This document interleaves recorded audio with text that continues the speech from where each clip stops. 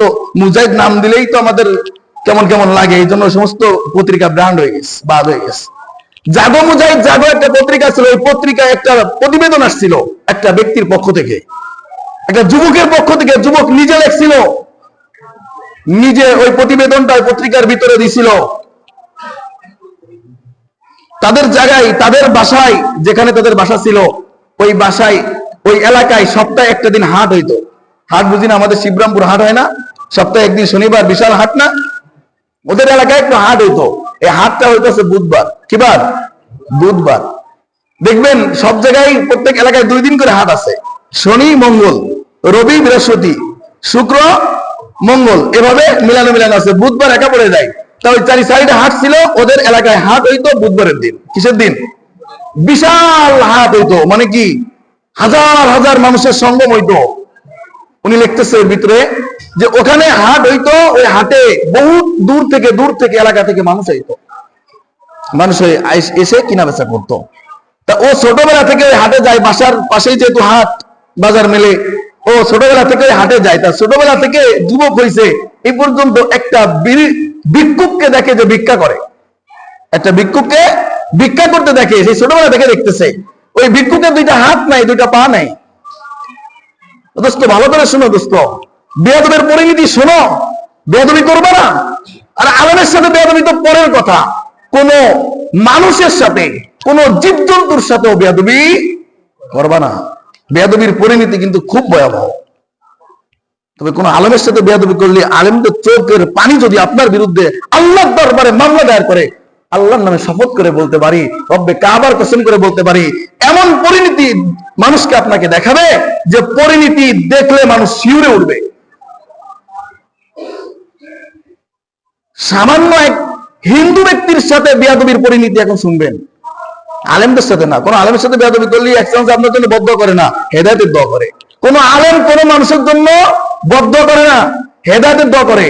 এই জন্য আপনার কোন ইশকাল থাকলে, কোন সমস্যা থাকলে, হুজুর বিষয়ে কোনো চুলকানি থাকলে হুজুরের সাথে পরামর্শ করবেন, অন্য বিষয়, অন্য জায়গায়, সবার সামনে না। সবার সামনে আপনি হুজুরের ইজ্জত না দিলে হুজুর তো আপনার ইজ্জত দিবে না, ঠিক কিনা? আপনি যদি ইজ্জত দিতে শেখে নাই, আপনি ইজ্জত কিভাবে পাবেন? এই জন্য ওই যুবকটাকে আমি অনেক দিন ধরে ভিক্ষুককে দেখি আমাদের হাটের ভিতরে ভিক্ষা করে, কিন্তু আমার ভিতরে একটা প্রশ্ন সব সময় জাগে। ওই ভিক্ষুক যখন ভিক্ষা করে মানুষের কাছে হাত পাতে, তখন একটা কথা বলে,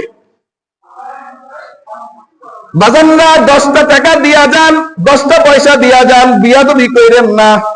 10টা টাকা দিয়া যান, 10টা পয়সা দিয়া যান, বিয়াদবি কইরেন না। এই কথা বলে আর ভিক্ষা করে। এই যুবকের ভিতরে কৌতূহল লাগছে, কিরে জীবনে তো বহুত ফকির দেখছি, বহুত ভিক্ষুক দেখছি, এই কথা তো জীবনে কাউকে শুনতে দেখি নাই।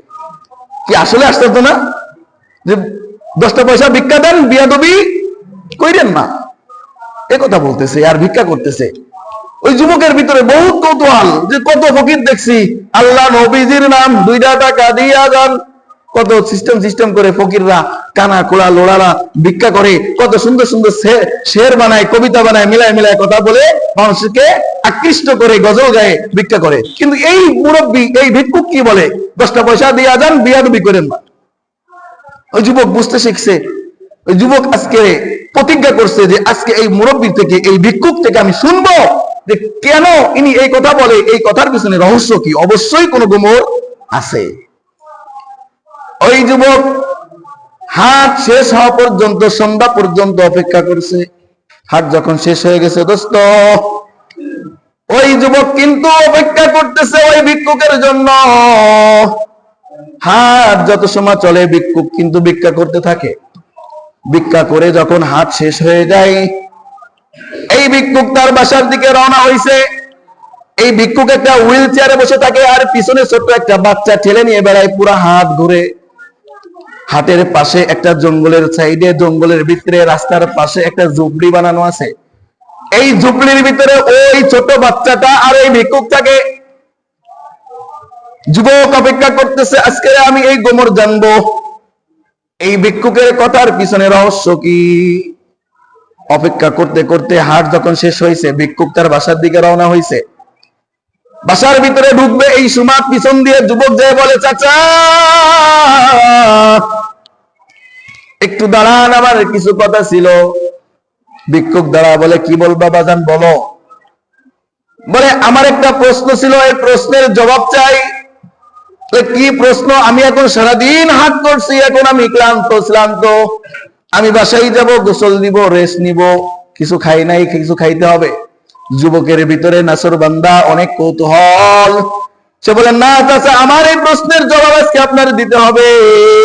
আপনি মানুষের কাছে চান আর কেন বলেন, 10টা পয়সা দিয়া যান, বিয়াদবি কইরেন না। ভিক্ষুক বলে, না আমার সময় নাই এখন বলার, আমাকে ছেড়ে দাও, আমাকে যাইতে দাও। যুবক বলে, না, আপনি না বলা পর্যন্ত আপনাকে যাইতে দিব না। ভিক্ষুক ডাকতে পারে, যুবক, তুমি তো আমার সঙ্গে বেয়াদবি করতেছো, আমাকে যাইতে দিচ্ছ না, আমার গন্তব্যে যাইতে দিচ্ছ না, ছেড়ে দাও। যুবক ডাকতে বলে, চাচা, আমার বহু দিন ধরে এই বিষয়টা জানার অনেক ইচ্ছা, দয়া করে যদি বলতেন, আপনাকে বেয়াদবি, আপনার সাথে বেয়াদবি করতেছি না, আমার জানার খুব ইচ্ছা, আপনি বলেন। আজকে না গিয়ে না বললে আমি সারা রাত্রেও আপনার বাসা ছাড়বো না। বৃদ্ধ বাবা যখন দেখলো যে না, নাছরবান্দা সে তো যায় না, যাইতে চায় না, তখন বললো, বাবা বসো, আমি একজন ব্যারিস্টারের সন্তান। কে বলে? এই যুবক ভালো করে শুনো, কে বলে? ওই ভিক্ষুক যার দুখানা হাত নাই, দুখানা পাও নাই, বলে, আমি একজন ব্যারিস্টারের সন্তান। আমার বাবার কোটি কোটি টাকা ছিল, ইজ্জত ছিল, চেয়ার ছিল, ক্ষমতা ছিল, পাওয়ার ছিল। আমার বাবার একমাত্র সন্তান আমি। কি সন্তান? ওর একমাত্র সন্তান করলে তো আবার সমস্যা। কিছু কিছু কথা যেটা বুঝায়, অনেকে অনেক বেশি বোঝে, এক লাইন বেশি বুঝে একটা কথাকে আর একটা কথা বানায়। আমি একদিন শিখাইছি সব থেকে উত্তম জিকির লা ইলাহা ইল্লাল্লাহ, বুখারীর হাদিস। একজনে নিয়ে বানাইছে, হুজুর মুহাম্মদুর রাসূলুল্লাহ কইতে নিষেধ করছে। কি হলো? লা ইলাহা ইল্লাল্লাহ মুহাম্মদুর রাসূলুল্লাহ স্বীকৃতি না দিলে সে মুসলমান হতে পারে? সে মুসলমান হতে পারে কোন? তাহলে আমি নিষেধ করলাম কই? হুজুর মুহাম্মদুর রাসূলুল্লাহ কেন কইলো না? আরে ভাই, কালেমা এক জিনিস, জিকির আর এক জিনিস। আপনি লা ইলাহা ইল্লাল্লাহ মুহাম্মদুর রাসূলুল্লাহ জিকির করেন, কোনো সমস্যা নেই। লা ইলাহা ইল্লাল্লাহ জিকির করেন, কোনো সমস্যা নেই। লা ইলাহা ইল্লাল্লাহ বললে যে মুহাম্মদুর রাসূলুল্লাহকে অস্বীকার করা হবে, এটা কে শিখাইছে আপনাকে? এমন কিছু বিষয় আছে যেগুলো একটু দুই লাইন বেশি বুঝে একটাকে তিলকে তাল বানায় এই প্রচলন করা শুরু করে। তো এক বাবার এক সন্তান, কিছুদিন আগেও বয়ান দিছিলাম যে এক বাবার এক সন্তান মদ খেয়ে কিসের ভিতরে পড়ে আছে, পুকুরের ভিতরে পড়ে ডুবে মরে আছে। বলছিলাম যে বেশিরভাগ মানুষ যাদের এক সন্তান হয় বাবার, একটু আদরে বেশি বাদর হয়, ঠিক কিনা বলেন? বেশিরভাগ এমন হয় না? বেশি আদরে একটু বাদর হয়ে যায়। তাই বলি কি সবাইকে বলছি? এই কথাকে মানে নিছে আমরা কি খারাপ? ভাই আপনার খারাপ কয় নাই তো, বেশিরভাগ এমন হয়। এই যুবক ডাক দিয়ে বলেন, বাবা তারপরে কি বলেন না একটু, আমার জানার খুব ইচ্ছা। ওই বৃদ্ধ ফকির ডাকতে বলে, যুবক, আমি একজন ব্যারিস্টারের সন্তান, আমার বাবার একমাত্র ছেলে, আর কোন সন্তান আমার বাবার নাই। আমার বাবার অনেক ক্ষমতা ছিল, পাওয়ার ছিল, টাকা ছিল, সম্পদ ছিল। আমি যে কলেজে পড়তাম, স্কুলে পড়তাম, একজন শিক্ষকের যে ইজ্জত সম্মান ছিল ছাত্রদের কাছে, গোটা স্কুলের গোটা প্রতিষ্ঠানের ছাত্ররা একজন শিক্ষককে যতটুকু ডরাইতো, তার থেকে বেশি ডরাইতো আমি ব্যক্তিকে। কারণ আমার টাকা আছে, ক্ষমতা আছে, বাবার চেয়ার আছে। শিক্ষকরা পর্যন্ত আমাকে ইজ্জত দিয়ে চলতো, সম্মান করত। আমি যা কইতাম পুরো প্রতিষ্ঠানে, স্কুলে, কলেজের ভিতরে সেটাই প্রতিষ্ঠা হইতো। কোন শিক্ষক কোন অর্ডার দিলে নাও মানতে পারতো ছাত্ররা, কিন্তু আমি যেটা কইতাম প্রতিটা ছাত্র বাধ্য হইতো এটা মানতে। যুবকের স্পৃহা আরো বাড়তে থাকে। তারপর বলেন আব্বাজান, বৃদ্ধ ডাক দিয়ে বলে, যুবক, আমি তখন মাত্র স্কুল শেষ করে কলেজে উঠছি। তখন আমাদের একটা দিবস আসছে, এপ্রিল ফুল দিবস আছে না? চিনেন না? এপ্রিল ফুল মানে কি? পয়লা এপ্রিল এপ্রিল ফুল মানে কি জানেন? ঠকানো, মানুষকে লজ্জা দেওয়া। একজনকে লজ্জা দিবে, কোনো বিচার নাই। একজনকে অপমান করবে, কোনো কি নাই, বিচার নাই। একে এপ্রিল ফুল বলে। আজকে মুসলমান তো সব দিবস পালন করে, কপাল গুলা মুসলমান। আহা, এই এপ্রিল ফুলের দিন আমি কলেজে গেছি, যাওয়ার পর সব শিক্ষার্থী আমার ক্লাসের সবাই বসে আছে, আমি সামনে দাঁড়ায় বললাম, আজকে তো এপ্রিল ফুল, আজকে তো বেয়াদবি করলে, আজকে তো কোনো মস্কারি করলে, আজকে কাউকে লজ্জা দিলে তো কোনো কি নাই, বিচার নাই। আজকে আমরা সবাই মিলে একটা কাজ করি। ওই যুবক ডাক দিয়ে সব ছাত্রদেরকে বলতেছে, আজকে আমাদের প্রথম যে স্যার আসবে, এই স্যার এসে তো চেয়ারে বসবে, চেয়ারে বসে না, চেয়ারে বসে, চেয়ার থাকে একটা টেবিল থাকে সামনে, বলে এই চেয়ারের পিছনে দুই পায়া যেখানে পড়বে ওখানে হাফাত করে গর্ত করছে, শিকলে চেয়ারের দুই পায়া যেখানে পড়বে এই বরাবর দুইটা গর্ত খুঁজছে, ওখানে হালকা করে ইট দিয়ে চেয়ারটা পাতায় রাখছে, কোন রকম পাতায় রাখছে। আর ছাত্রদের শিখাইছে যে যখন স্যার এসে বসবে তখন তো পড়ে যাবে, চেয়ার তো ওই গর্তের ভিতরে ঢুকে যাবে, স্যার পড়ে যাবে, যখন পড়ে যাবে সবাই হাতে ক্লাপ দিবেন আর হাসি দিবেন। এখন ওই যে বলছি যে পাওয়ার ছিল, ক্ষমতা ছিল, ছাত্ররা কিছু মানতে চাচ্ছে না, কিন্তু তবুও বাধ্য হয়ে মানতে হচ্ছে। যদি না মানে তাহলে ওর ইউনিভার্সিটির বাইরে বা কলেজের বাইরে গেলে তার জন্য আলাদা পানিশমেন্টের ব্যবস্থা আছে, যেহেতু বাবার টাকা আছে। যুবক ডাক দিয়ে বলে, আমার ছাত্র ভাইয়েরা শোনো, যখন স্যার পড়ে যাবে তখন আমরা হাতে তালি দিব, স্যার তো লজ্জা পাবে, লজ্জা পাওয়ার পর যখন স্যার আমাদেরকে বেয়াদব বলবে বা অন্য কিছু বলবে তখন আমি বিড়ালের ডাক দিব। কিসের ডাক? বিড়ালের ডাক দিব। তখন তোমরা আবার সবাই খিলখিলা হেসে দিবা। যখন স্যার আবার আরো উত্তেজিত হয়ে আবার কিছু বলবে তখন আমি কুত্তার ডাক দিব, নাউজুবিল্লাহ কইতেন না, কুকুরের ডাক দিব, ঘেউ ঘেউ করবো, তোমরা আবারও বেশি বেশি হাসবা আর হাতে ক্লাপ দিবা। স্যার আজকের ব্যাকুব হবে, লজ্জা পাবে।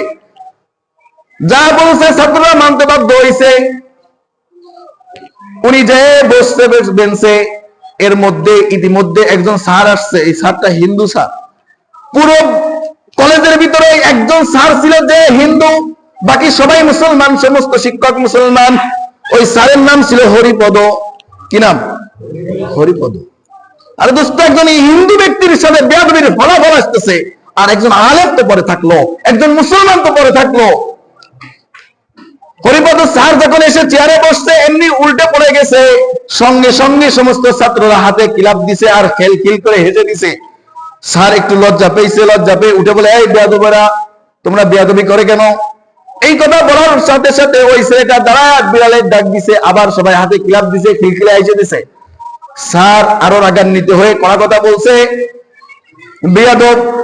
এই কথা বলে নিজেকে কন্ট্রোল করতে না পেরে ওই ছাত্রের গলে যায় একটা থাপ্পড় মারছে। যখন থাপ্পড় মারছে ওই ছাত্র তো রাগ হয়ে গেছে, স্যারের এত বড় সাহস, আমার গায়ে হাত দিল, এমনটি ঘটে কিনা? বর্তমান ঘটে কিনা বলেন? স্কুল, ইউনিভার্সিটি, কলেজে শুনছেন না স্যারে মেরে টাঙায় রাখছে?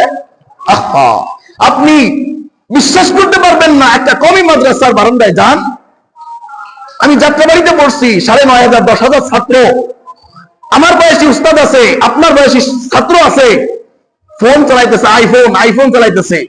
শিক্ষকের কাছে ধরা খাইছে, ফোনটা ধরে নিয়ে নগদে সামনের পরে আছাড় মেরে টুকরো টুকরো করে দিছে, বেডিং খাতা মাথায় উঠে দিয়ে গেটের বাইরে বের করে দিছে। ছাত্র এভাবে তাকায় উস্তাদের চোখের দিকে তাকাইতে পারে নাই, অথচ ওই ছাত্র উস্তাদের গলা ধরলে মাটি চেয়ে পাইব না। এটার নাম আদব। এটা না থাকলে জীবনে এলেম ঢোকে না। এটা যার ভিতরে না থাকে জীবনে সে আল্লাহর রহমত প্রাপ্ত হতে পারে না। এটার নাম আদব। এটা এখন নাই, এই জন্য পড়ালেখা নাই। আগে দেখবেন আগের মানুষ মুরব্বী গুলা এসএসসি পাস, এখন বর্তমান মাস্টার্স পাস, ওই এসএসসি পাসের কাছে কিছুই না, ঠিক কিনা? যোগ্যতাই নেই। আফসোস, এই আদব নাই, এই জন্য আজকের শিক্ষা নাই, এলেম নাই, ভদ্রতা নাই, এই জন্য সব বিদায় নিছে। ওই ভিক্ষুক বলে, যুবক, যখন স্যার আমাকে একটা কোষে থাপ্পড় মারলো আমার চোখ মুখ লাল হয়ে গেল। আমার পকেটে ছিল টেনিস বল, ক্লাসের বাইরে আমরা বল খেলতাম, টেনিস বল দিয়ে আমি জোরে গার বলে স্যারের গায়ে মারছি। স্যারের মাথায় যে লাগছে, স্যার নগদে পড়ে যে বেহুশ হয়ে গেছে। যখন স্যার পড়ে বেহুশ হয়ে গেল আমার ভিতরে ভয় ঢুকে গেছে যে আমি কি করলাম, স্যারকে তো মেরে বসলাম। দৌড় দিছে স্কুল থেকে বেরোয়, স্কুলের বারান্দার সামনে ছিল একটা ফুল গাছ, কাঁটাযুক্ত ফুল গাছ।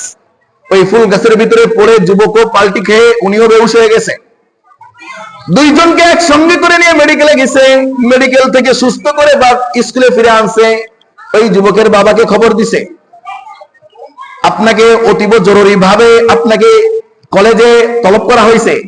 যুবকের বাবা আসছে, সমস্ত শিক্ষকেরা বইছে, ছাত্ররা বইছে। ওই ছাত্রকে সামনে নিয়ে সমস্ত শিক্ষকেরা বসে ওই হরিপদ স্যারের হাতে বেদ দিছে।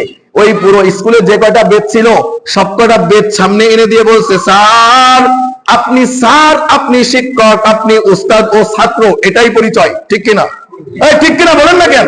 তার বাবার যাই থাকুক না কেন, একজন শিক্ষক যখন শিক্ষা দিবে তখন কোন ছাত্র শিক্ষকের উপরে চোখ লাগায় কথা বলতে পারবে না। ঠিক কিনা বলেন? প্রতিটা আলেম এমন, যখন শিক্ষা দিবে আপনাদেরকে তখন কিছু শিখাইবে। আপনি ছাত্র হাজার জানলেও কোনো বেয়াদবি চলবে না। সমস্ত শিক্ষকেরা এই সিদ্ধান্ত উপনীত হইল, তার বাবাকে উপস্থিত রেখে যে, স্যার আপনার সামনে বিচার, আপনার হাতে, নিজে হাতে যে বিচার করবেন সেই বিচার আমরা মেনে নিব।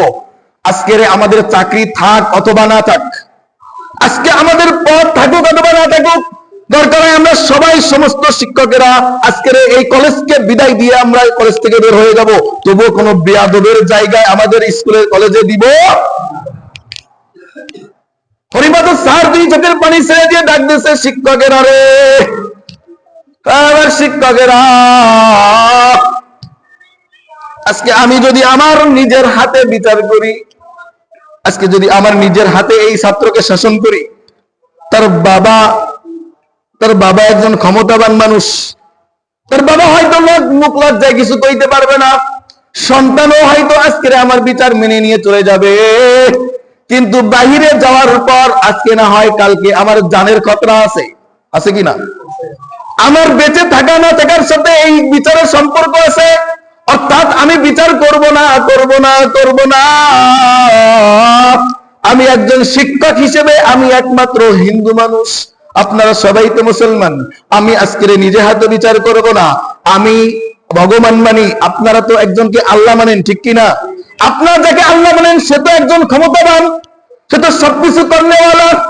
এবার শিক্ষকেরা শোনেন, আজকে আমি নিজে হাতে বিচার করলে আমার জানের খতরা হইতে পারে।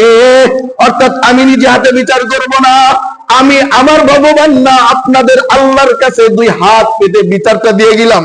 তোমার যদি আল্লাহ থেকে থাকে, তোমার যদি আল্লাহ সঠিক হয়ে থাকে, তোমার যদি আল্লাহ ক্ষমতাবান হয়ে থাকে, এই বিচার আল্লাহ নিজে করবে।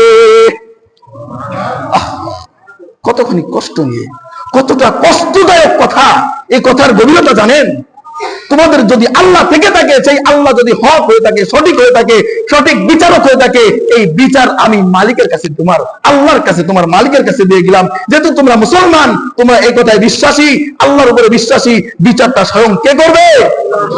খবরদার এমন কোন ব্যবহার কারোর সাথে করো না দোস্ত, যে তোমার বিপক্ষে, তোমার বিরুদ্ধে, তোমার জানাজাকে সামনে নিয়ে কোন মানুষের দু চোখ থেকে পানি বের করে আর মালিকের দরবারে, মালিকের আদালতে তোমার বিপক্ষে বিচার দায়ের করে। এমন কাজ করো না দোস্ত, এমন কাজ করো না। হরিপদ স্যার কাঁদতে কাঁদতে এই কথা বলে বিদায় স্কুল থেকে চলে গেলেন। স্কুল থেকে বেরোয় গেলেন, সভা শেষ হয়ে গেল, মিটিং ভেঙে গেছে, কেউ আর দ্বিতীয় কথা কইতে পারে নাই। হরিপদ স্যার কাঁদতে কাঁদতে বাসায় চলে গেছে। ওই ম্যাজিস্ট্রেট, ওই ব্যক্তি, ওই জজ তার ছেলেকে নিয়ে বাসায় চলে গেছে। বাসায় যাওয়ার পরের দিন ওই সন্তানের অনেক জ্বর। ওই বৃদ্ধ ফকির বলতেছে, আমার গায়ে অনেক জ্বর, এমন জ্বর, অনেক ডাক্তার কবিরাজ আছে, সবার কাছে নিয়ে গেছে, আমার বাবা কোন ওষুধে, কারোর চিকিৎসায় আমার কোনো কাজ হইতেছে না। কার বিচার শুরু হয়েছে? কার বিচার শুরু হয়েছে? আল্লাহর বিচার শুরু হয়েছে। ওই বৃদ্ধ কাঁদতেছে আর বলতেছে, যুবক, দুনিয়ার ভিতরে যাই হও, কারোর সাথে বিয়াদবি করো না। যুবককে ডাক দিয়ে বলে, বৃদ্ধ ভিক্ষুক, এরপরে আমার বাবার যেহেতু অর্থ আছে, আমার বাবার ক্ষমতা আছে, আমাকে দেশ থেকে বিদেশে আমাকে বিভিন্ন জায়গায় নিয়ে চিকিৎসা করার চেষ্টা করছে, অনেক চিকিৎসা করছে। বাবার সম্পত্তি আস্তে আস্তে শেষ হইতেছে, এক পর্যায়ে বাবা নিঃস্ব হওয়ার পর্যায়ে। সেই সময় আমাকে এমন এক মেডিকেল সায়েন্সে নিয়ে যাওয়া হয়েছে, তখন আমার দুই হাতে আর কাজ করতে চায় না, দুই হাতের ভিতরে অবাস হয়ে আসে, দুই হাতে আর কোনো কাজ হয় না। মেডিকেল সায়েন্সের ডাক্তাররা আমার বাবাকে ডাক দিয়ে বলল, বাজার তোমার সন্তানে কোনো ঔষধের কাজ হবে না, তোমার সন্তানের দুই হাত অবাস হয়ে আসতেছে, আমরা পরীক্ষা নিরীক্ষা করে দেখলাম তোমার সন্তানের দুই হাতের ভিতরের রক্ত দূষিত হয়ে গেছে। বাবা ডাকতে বলে, ডাক্তার আমার একটা মাত্র সন্তান, এই সন্তানের কাছ থেকে বাবা ডাক শোনার জন্য কত কষ্ট করেছি, কত জায়গায় গিয়েছি, কত কবিরাজের তদবির এনে দিয়েছি, কত ডাক্তারের ওষুধ খাওয়াইছি, কত চেষ্টা প্রচেষ্টা করে আল্লাহ একটা সন্তান দিছে। ডাক্তার আপনি কি বলেন, অন্তর তো ফেটে যাইতেছে, অন্তর তো মানে না, এখন কি করতে পারি, আমাদের কি করা দরকার? ডাক্তার ডাক দিয়ে বলে, আব্বাজান আপনার সন্তানের যদি জানটা কোন রকম বাঁচায় রাখতে চান, এই মুহূর্তে আপনার সন্তানের দুইটা হাত কেটে ফেলতে হবে।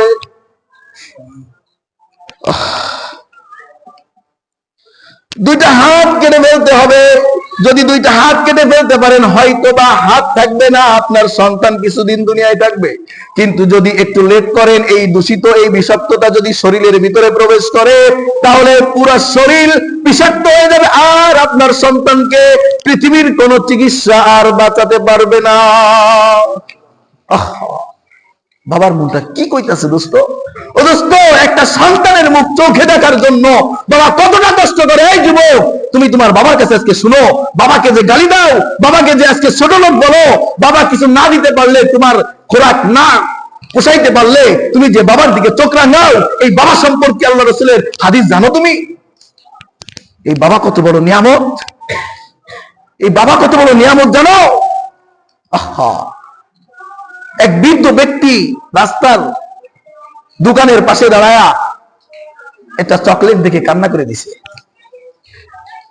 দোকানের লোকেরা জিজ্ঞেস করে, কিরে আপনি চকলেট কান্না করেন কেন? তাই এই চকলেটটা আমাকে কান্দাইছে। সুবহানাল্লাহ কইতেন না?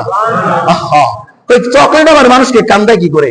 জানো, এই চকলেট আমাকে কান্দাই নাই, কিন্তু চকলেটের সাথে লেগে থাকে আমার সন্তানের ইতিহাস, আমার সন্তানের মায়া, আমার সন্তানের আব্বু বলে ডাক দিয়ে জড়াই ধরে একটা চুমু খাওয়া মিশে আছে। এই জন্য এই চকলেট দেখলে আমি কান্না ঠেকায় রাখতে পারি না। দোস্ত, তোমাকে মানুষ করছে, এই পর্যন্ত বাতাসে হও নাই। তোমার বাবার কতটা কৃতিত্ব আছে। যেদিন তুমি বাবা হবা, যেদিন তোমার সন্তান তোমার কোলে আসবে, তখন টের বাবা বাবা কত বড় নিয়ামত। আজকে বাবা কবরে শুয়ে আছে, বাবার জন্য একটু তোমার জ্বলে না, বাবার কথা মনে পড়ে না, অথচ বাবা তোমাকে রেখে একটা ভালো জিনিস কিনে খাই নাই। বাবাকে ডাক্তাররা বললো, আপনি একটা বন সই দেন, এই কাগজের পরে একটা সই দেন, আপনার সন্তানের দুইটা হাত আমরা কেটে ফেলবো। বাবা কাঁদতে কাঁদতে সই দিছে, হাউ মাউ করে কাঁদতেছে, হাসপাতাল উজাড় করে ফেলছে। আমার সন্তান দুইটা হাত যার নাই, হাতের মর্ম ওই ব্যক্তি বোঝে, ঠিক কিনা? ডাক্তার অপারেশন করে দুইটা হাত কেটে ফেললো। বাবা কাঁদতে কাঁদতে সন্তানটাকে নিয়ে গেল বাসায়। বাসায় নিয়ে যাওয়ার পর জ্বর কিন্তু যায় নাই দোস্ত। ধরা দিছেন কে? বিচার হাতে নিছেন কে? আল্লাহর বিচার বড় চার নাই, আল্লাহর বিচার অনেক কঠিন। আল্লাহর বিচার পর্যন্ত যায় না দোস্ত। কারোর কাছে ঋণ থাকলে শোধ হও, কারোর কষ্ট দিয়ে থাকলে মাপ চাও। এখনো সময় আছে দোস্ত, মৃত্যুর আগ পর্যন্ত সময়। আল্লাহ যেদিন ধরবে, এমন ধরবে রাস্তার খুঁজে পাইবা না, তখন শুধু বলবা কুনতু তুরাবা। আয় আল্লাহ কেন যাইলা? যদি মানুষ বানাই না বানাইতা, আয় আল্লাহ মানুষ বানাইলা, যদি মৃত্যুকেই শেষ করে দিতা, যদি মাটি বানায় দিতা, ততই না ভালো হইতো। আল্লাহ, এখন আমি এমন হিসাব কিভাবে দিব? বাবা কাঁদতে কাঁদতে সন্তানকে বাসায় আনছে। আনার পর সন্তান জ্বর যায় না, কিছু খায় না, দিন দিন শুকায় গেছে। বাবার সম্পদও শেষের দিকে। এমত অবস্থায় ওই সন্তানের জ্বর যেহেতু পড়ে না, এখন সন্তানের দুই পায়ের ভিতরে অবাস হওয়া শুরু হয়েছে। দুই পায়ের ভিতরে অবাস হয় আর চিল্লায়, বাবা আমার হাতের ভিতরে যেই রোগ হয়েছিল আমার পায়ের ভিতরে সেটা দেখা যায়, আমার পা অবাস হয়ে যায়, আমি পাও দিয়ে হাঁটতে পারি না, আমার পাও আর সামনে ফেলতে পারি না, আমার পার ভিতরে আর কাজ করে না, কেমন যেন জমাট পেতে যাইতেছে, অবাস হয়ে যাইতেছে। আব্বা, বাবার আর বুঝতে বাকি নাই, আমার ছেলে মানুষ হয় নাই, একটা বিয়াদব হইছে, ঠিক কিনা? বিয়াদবের বিচার স্বয়ং কে হাতে নিছে? আল্লাহ হাতে নিছে। সন্তানকে নিয়ে গেছে আবারও ডাক্তারের কাছে, ওই ডাক্তারের কাছে নিয়ে যাওয়ার পর মেডিকেল সায়েন্সের ডাক্তাররা আবারও পরীক্ষা নিরীক্ষা করে বাবাকে জড়ায় ধরে কান্না করে দিছে, বাবারে তোমার সন্তানের হাতের একই ভাইরাস পায়ের ভিতরে ঢুকছে। এখন এই মুহূর্তে যদি কোন রকম সন্তানকে সন্তান ভাবে দেখতে চাও, কথা কিছু শুনতে চাও, জীবিত দেখতে চাও, এই মুহূর্তে তোমার বাজানের তোমার সন্তানের দুইটা পা কেটে ফেলতে হবে। বাবা কি বাবা আছে? বাবা কি বাবা আছে? আপনারা বাবা না, বোঝেন না সন্তানের কষ্ট? পৃথিবীতে সব থেকে ভারী বোঝা কোনটা জানেন? পৃথিবীতে সব থেকে ভারী বোঝা মানুষের কাছে কোনটা? বাবার কাঁধে সন্তানের লাশ, বাবার কাঁধে সন্তানের লাশ, এটাই সব থেকে ভারী বোঝা। শুনে দেখেন একটা বাবার কাছে, একটা মায়ের কাছে, আরে বাবা মরে গেলে সন্তান কাঁধে নেবে, এটাই তো নীতি, এটাই তো সাধারণ নিয়ম।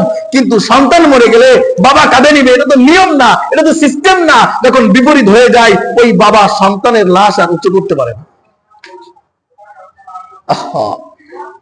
যেই ডাক্তাররা বলে আপনার সন্তানের পা দুইটা এই মুহূর্তে কেটে ফেলতে হবে, কোন লাইন নাই, কোন ঔষধে কাজ করবে না, বাবা হাউ মাউ করে ছুটে চলে গেছে বাসায়, আপনাদের যা করার দরকার তাই করেন, আমার আর কিছু বলার নেই, আমার আর সম্পদও নেই, টাকাও নেই, ক্ষমতাও নেই, সব গেছে।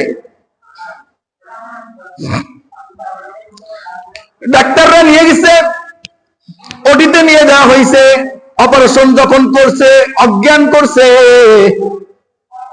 আশ্চর্যের বিষয়, ওই ছেলে কিন্তু অজ্ঞান হয় নাই, চক্ষু বুঝে আছে। যত সময় পর্যন্ত তার পা দুটো অপারেশন করছে, ওই ছেলে মুখ থেকে একটা কথা বলছে শুধু, স্যার মাফ করে দেন, স্যার মাফ করে দেন, স্যার মাফ করে দেন, স্যার আর বেয়াদবি করবো না, আমাকে মাফ করে দেন। যখন অপারেশন শেষ করে যখন ওটির বাইরে আনা হয়েছে, হুঁশ ফিরছে, তখন ওই ছেলেকে ডাক দিয়ে ডাক্তাররা বলে, কি ব্যাপার, আপনাকে যখন অপারেশন করা হয় আপনি মুখ থেকে এই কথা বলতেছিলেন কেন? কি বলতেছিলাম? শুধু বলতেছিলেন স্যার মাফ করে দেন, স্যার মাফ করে দেন, আমি আর বেয়াদবি করব না, আমাকে ক্ষমা করে দেন, আমাকে মাফ করে দেন। তখন ছেলেও কাঁদে, ডাক্তাররাও কাঁদে, বাবাও কাঁদে। এই অবস্থায় নিয়ে গেছে, যখন দুইখানা হাত নাই, দুইখানা পা নাই, তার দুনিয়ায় কি আছে? কি আছে তার দুনিয়ায়? কোটি টাকা থাকলেও লাভ আছে? হাজারো ক্ষমতা থাকলে লাভ আছে? নাই। দুইটা হাত হারাইলো, দুইটা পা হারাইলো। যুবককে ডাক দিয়ে ভিক্ষুক বলে, যুবক, জীবনে যাই হও বেয়াদব হইও না, কারোর সাথে বেয়াদবি করো না, মুরব্বীদের সাথে বেয়াদবি করো না, সাথী ভাইদের সাথে বেয়াদবি করো না, ছোটদের সাথে বেয়াদবি করো না। বেয়াদবিকে আল্লাহ তাআলা পছন্দ করেন না। এই জন্য দোস্ত বলি, তুমি কখনো কারোর সাথে দ্বিমত হইলেও হইতে পারে,